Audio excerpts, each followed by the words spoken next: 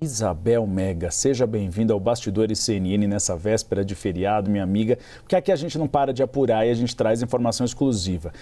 Isabel, esse já é um discurso até justo. O Conselho de Segurança da ONU não serve para mais nada. Quando você tem as nações votando e vetando decisões que poderiam levar à finalização de guerras, a gente vê que realmente os países desenvolvidos dão de ombros para esse Conselho de Segurança. Mas quando a gente vê Lula falando sobre esses temas, é ano eleitoral e tudo passa pelas eleições.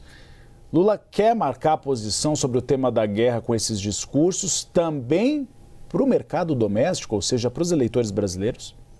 Oi, Uribe. Primeiro a gente estava com saudades suas, viu? Agora é assim, né? Você volta, Tainá, sai, como é que fica, né? Vamos Olha, ter que aguardar a dupla eu aqui de soube que volta. você e Tainá estavam melhores amigas, best friend forever. Eu não fazia diferença nenhuma aqui, tá? Isso aí se chama ciúme, mas depois a gente conversa ali no cantinho, tá?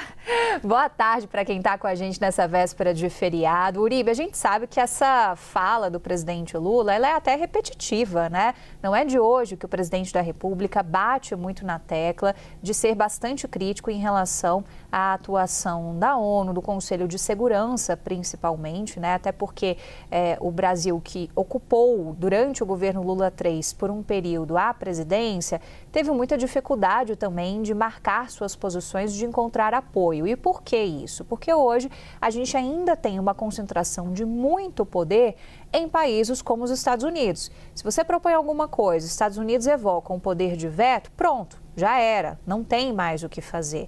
Então é uma crítica a isso e uma defesa do multilateralismo, do empoderamento do Sul global. São três questões que vão sempre perpassando esses discursos do presidente da República quando ele está lá fora, sinalizando mensagens que o Brasil quer sinalizar para o mundo. Agora sim, isso serve para nós aqui no Brasil também.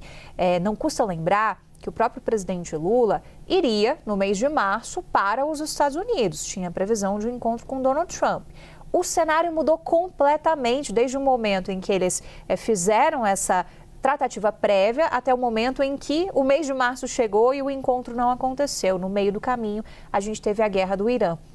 E com isso, o Brasil, ele não arrefeceu o tom crítico em relação ao posicionamento sobre a guerra no Irã. É o mesmo posicionamento que se repete, por exemplo, em relação à situação na faixa de Gaza, é um posicionamento crítico à atuação de Israel, um posicionamento crítico à atuação dos Estados Unidos. Então, quando o encontro não acontece, digamos que o Brasil até respira um pouco mais aliviado, porque tinha muito diplomata que atua nas equipes de segundo, terceiro escalão aqui em Brasília, que dão essa sustentação a tudo que é produzido nas relações pelo Palácio do Itamaraty, vendo essa possibilidade do encontro não acontecer até com um certo alívio, porque evitava uma espécie de saia justa, porque como é que Lula ia se encontrar com Trump tão próximo das eleições, exercendo um posicionamento crítico, seguindo uma certa coerência que o governo vinha seguindo até aqui em relação a esses temas internacionais, mas correndo riscos também em relação ao como a forma como Donald Trump e o governo dos Estados Unidos poderiam receber essas mensagens, e isso na casa deles. Então é um pouco desse cenário que a gente tem, de Lula também não querer sair desse posicionamento crítico, independente de uma relação de proximidade que foi sendo construída pelo governo brasileiro de julho para cá, e que tem alguns testes, né? A própria questão do ramagem foi uma espécie de teste.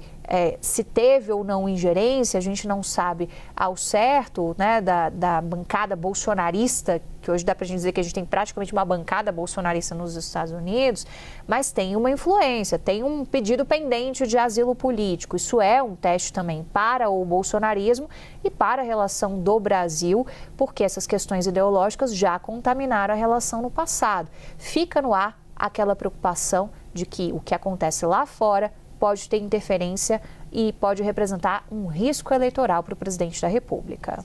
É interessante que esses discursos feitos por Lula, com exceção dessa entrevista à imprensa, ele está seguindo muito a risco o teleprompter. A gente observa que ele não improvisa olhando para frente.